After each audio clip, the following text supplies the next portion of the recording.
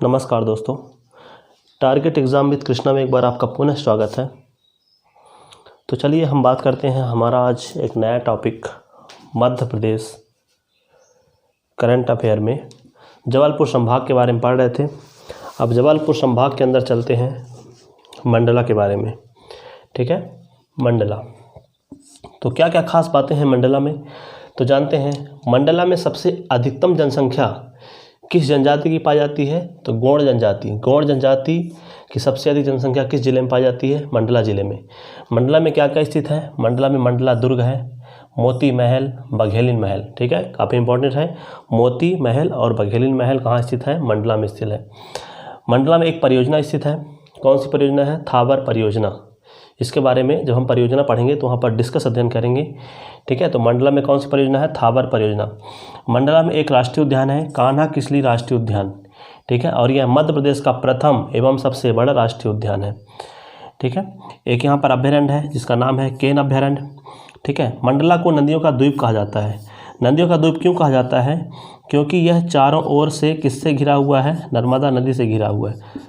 इसके चारों ओर कौन सी नदी बहती है, नर्मदा नदी। तो चारों ओर नर्मदा नदी। ठीक है, इसके प्रवाह के कारण इसे क्या कहा जाता है, नदियों का द्वीप कहा जाता है। मंडला जिले में एक रामनगर तहसील है। रामनगर तहसील को गोंड राजाओं की राजधानी भी कहा जाता है। ठीक है, और रानी अवंतीबाई कहाँ की महिला थी, रानी अवंतीबाई का जो मूल स्थान था वो कहाँ था, मंडला था। चलिए आगे बात करते हैं।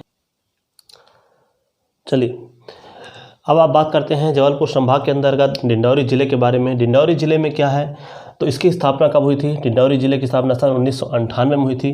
किससे अलग होकर यह जिला बना था, तो डिंडौरी जिला मंडला जिला से अलग होकर बना था।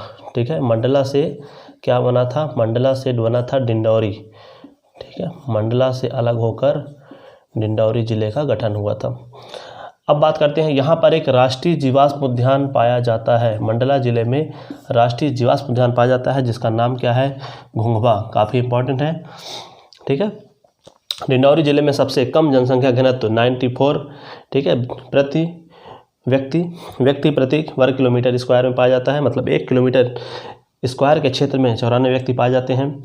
और सर्वाधिक जनसंख्या घनत्व कहाँ का होता है, तो सर्वाधिक यदि हम बात करेंगे तो पहले ही पढ़ चुके हैं कि यदि सर्वाधिक मध्य प्रदेश का जनसंख्या घनत्व, सर्वाधिक जनसंख्या घनत्व के बारे में बात करेंगे तो कहाँ का था, भोपाल का था। और कितना था, 854 व्यक्ति प्रति वर्ग किलोमीटर स्क्वायर।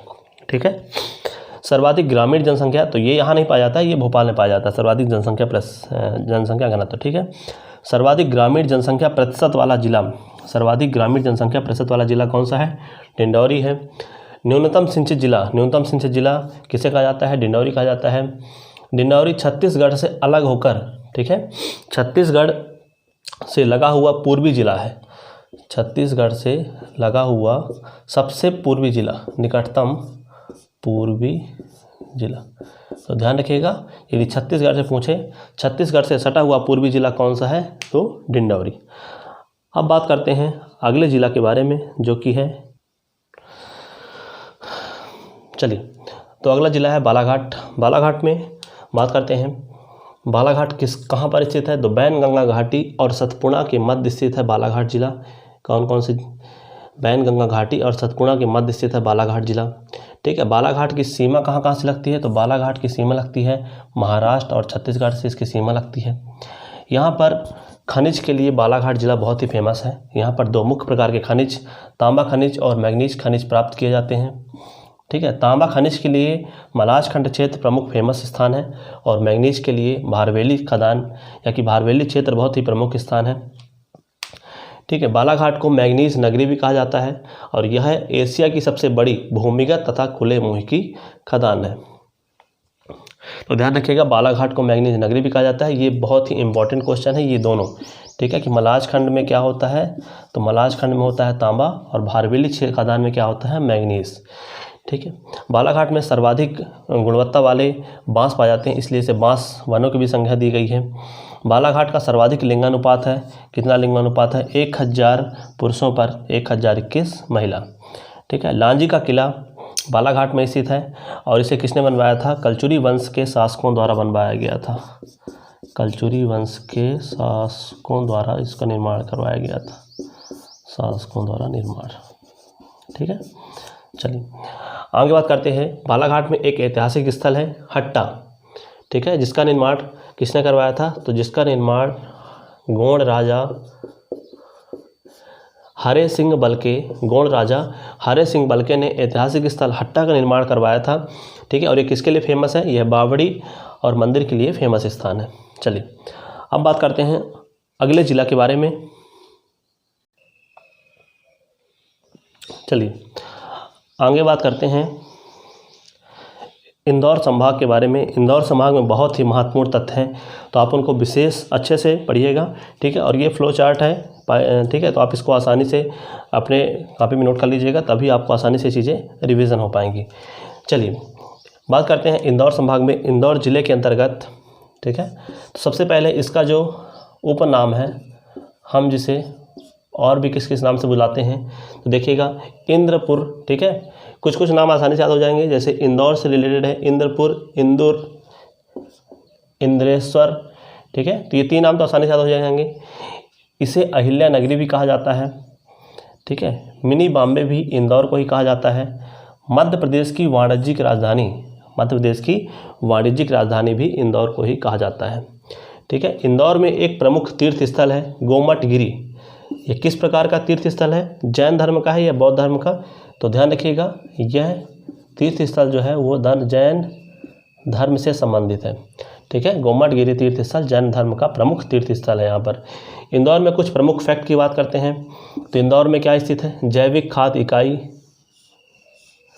ठीक है, इंदौर में जैविक खाद्य इकाई है। मध्य प्रदेश लोक सेवा आयोग का जो मुख्य ऑफिस है वो कहाँ है? इंदौर में है। वित्त निगम का हेडक्वार्टर ये भी इंदौर में है। केंद्रीय पुरातत्व संग्रहालय ये भी कहाँ है? इंदौर में है। अप्रैल पार्क, ये काफ़ी बार क्वेश्चन आया हुआ क्वेश्चन है। अप्रैल पार्क यह भी कहाँ स्थित है? इंदौर में स्थित है। IIT और IIM कॉलेज भी कहाँ स्थित है? इंदौर में स्थित है। ठीक है, इंदौर किस वंश की राजधानी रही है? तो होलकर वंश की राजधानी भी रह चुकी है यह इंदौर, होलकर वंश की राजधानी थी। इंदौर में सोयाबीन अनुसंधान केंद्र भी स्थित है। इंदौर में सोयाबीन अनुसंधान केंद्र भी स्थित है, यह भी इंपॉर्टेंट फैक्ट है। ठीक है, जेम्स एंड ज्वेलरी पार्क यह भी कहाँ स्थित है? इंदौर में स्थित है। ठीक है, इंदौर में राला मंडल यह मध्य प्रदेश का सबसे छोटा अभयारण्य है। यदि हम बात करते हैं राला मंडल की, तो मध्य प्रदेश का सबसे छोटा अभयारण्य कौन सा है? राला मंडल अभयारण्य। ठीक है, यह भी इंपॉर्टेंट क्वेश्चन है। इंदौर में लेजर अनुसंधान केंद्र स्थित है और यह एशिया में प्रथम और विश्व स्तर पर तीसरा इसका स्थान है। इस जो केंद्र है लेजर अनुसंधान केंद्र, एशिया का प्रथम है और विश्व का तीसरा लेजर अनुसंधान केंद्र इंदौर में स्थापित किया गया था। ठीक है, नेक्स्ट बात करते हैं पुलिस रेडियो प्रशिक्षण स्कूल, यह भी कहाँ स्थित है? इंदौर में स्थित है। सबसे बड़ा संभाग, ठीक है, यह भी काफ़ी इंपॉर्टेंट है। इंदौर सबसे बड़ा संभाग है किस दृष्टिकोण से? जनसंख्या की दृष्टिकोण से सबसे बड़ा संभाग, और जनसंख्या की दृष्टिकोण से सबसे बड़ा जिला भी कौन सा है? इंदौर ही है। ठीक है, जनसंख्या की दृष्टि से सबसे बड़ा संभाग और जनसंख्या की दृष्टि से सबसे बड़ा जिला भी एक कौन सा है? इंदौर है। गेहूँ शोध संस्थान, गेहूँ रिसर्च सेंटर, यह भी कहाँ स्थित है? इंदौर में स्थित है। ठीक है, बाबा साहब अम्बेडकर सामाजिक विज्ञान संस्थान, बाबा साहब अम्बेडकर सामाजिक विज्ञान संस्थान यह कहाँ स्थित है? तो यह इंदौर के महू में स्थित है। ठीक है, चंबल नदी का उद्गम, ध्यान रखिएगा, चंबल नदी का उद्गम यह भी कहाँ से होता है? तो चंबल नदी का उद्गम इंदौर जिले की महू तहसील, इंदौर जिले की महू तहसील के जाना पाव पहाड़ी से चंबल नदी का उद्गम होता है। ठीक है, तो काफ़ी इंपॉर्टेंट फैक्ट है कि चंबल नदी का उद्गम कहाँ से होता है? तो महू तहसील के जाना पाव पहाड़ी से उसका उद्गम होता है। इंदौर जिले में एक सिरपुर झील है, ठीक है, जिसे पक्षी विहार की संज्ञा दी गई है, जिसे पक्षी विहार भी कहा जाता है। ठीक है, सिरपुर झील को पक्षी विहार भी कहा जाता है। इंदौर जिले से क्षिप्रा नदी का उद्गम स्थान है। ठीक है, और क्षिप्रा नदी का उद्गम किस स्थान से होता है? तो काकरी बारडी स्थान से। ठीक है, इंदौर जिले में क्षिप्रा नदी का उद्गम स्थान है और वह कहाँ से प्रवाहित होती है? तो काकरी बारडी स्थान से उसका उद्गम है। तो ये हमारे थे इंदौर के बारे में प्रमुख फैक्ट। अब चलते हैं इंदौर संभाग के अंतर्गत उसके अगले जिला के बारे में, जो कि है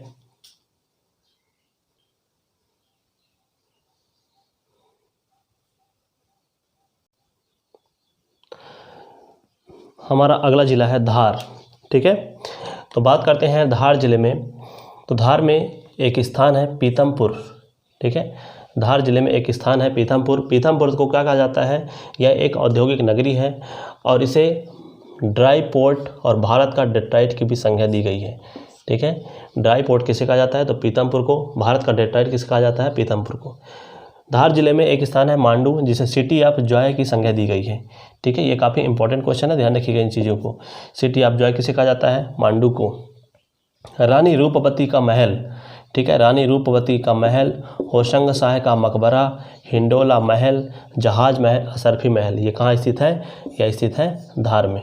ठीक है, ध्यान रखिएगा, रानी रूपवती का महल, होशंग शाह का मकबरा, हिंडोला महल, जहाज महल, असरफी महल, ये कहाँ स्थित है?